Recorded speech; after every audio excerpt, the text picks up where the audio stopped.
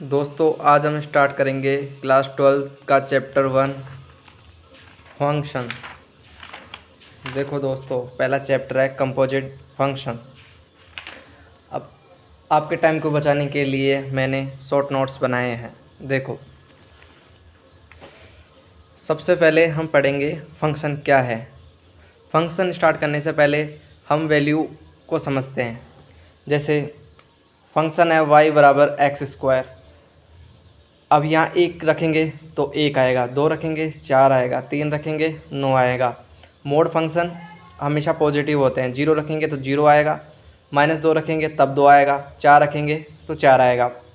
जब मैं x की वैल्यू रखते हैं तो उसको बोलते हैं डोमेन, हिंदी में बोलते हैं प्रांत। प्रांत होती है x की वैल्यू, जो a के नंबर होते हैं वो होती है डोमेन।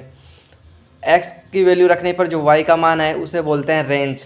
रेंज होती है x या a के नंबर को तीर जिसे लगे, मतलब x का नंबर रखेंगे तो y का आएगा, वो रेंज हो जाएगी।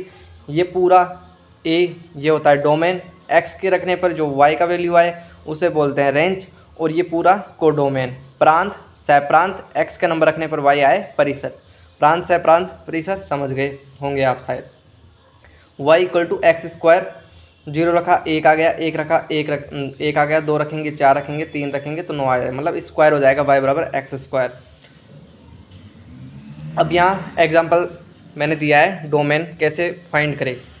ए बी सी एक्स की वैल्यू है तो ये डोमेन हो जाएगी ए बी सी।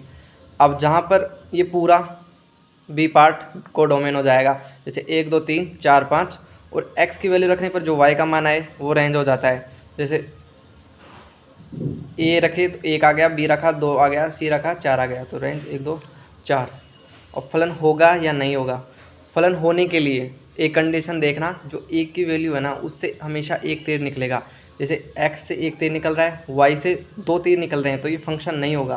फंक्शन होने के लिए हमेशा एक तीर निकलनी चाहिए, और जो ज़रूरी है। अब यहाँ x से एक निकल रहा है, y से एक तीर निकल रहा है, लेकिन z से एक नहीं निकल रहा, तो ये फंक्शन नहीं होगा। आगे बताता हूँ मैं आपको। यहाँ देखिए, x से भी एक निकल रहा है, y से भी एक निकल रहा है, z से भी एक तीर निकल रहा है, तो ये फंक्शन होगा। फंक्शन होने के लिए बस एक ही कंडीशन होती है, जो x की जो a पार्ट है ना उससे हमेशा एक तीर निकलना चाहिए।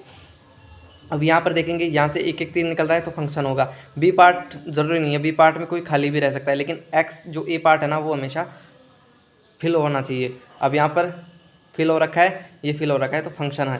फंक्शन यहाँ मैंने मतलब अंडरलाइन करके बता रखा है। फंक्शन होने के लिए ए के प्रत्येक अवयव का संबंध होना चाहिए, क्योंकि ए में कोई भी ना बचे, क्योंकि ए के प्रत्येक अवयव से एक तीर गुजरना चाहिए, ए के प्रत्येक अवयव से एक तीर निकलना चाहिए, और ए का पार्ट में कोई भी नहीं बचना चाहिए। Thank you.